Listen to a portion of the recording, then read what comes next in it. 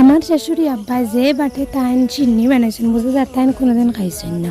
So hello everyone, আসসালামু আলাইকুম। আপনারা সবাই কেমন আছেন? আশা করি ভালো আছেন। আমিও আলহামদুলিল্লাহ ভালো আছি। আমার মেয়ে দিকে তান খুব আমার হেল্প করা।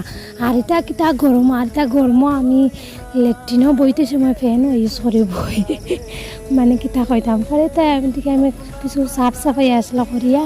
আর আমার হরে উঠে কথা তাই না আখতাও মানে সিন্নি খাইতাম।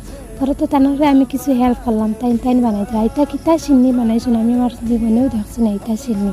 আর আমি ময়দার সিন্নি খাই না অ্যাকচুয়ালি। আর এখন গুটি গুটি রয়েছে চাউল মানে তাই লড়াইতেও পারছো না। বুড়া বেটা তো হবদও নাই বেশ করিলা। পরে তো তারা খাইছো না, তো আমি আর খাইছি এদিকে আমরা মাগরিব পরে আমরা মেসাবে হেসা রক্ত তাইন জিও খাইবা টিফিন খাইবা। তো টিফিন আমরা ভাত আনিয়া ভাত খাইন পরে মাছ দিয়ে আমি রান্ধি লেছি জোল।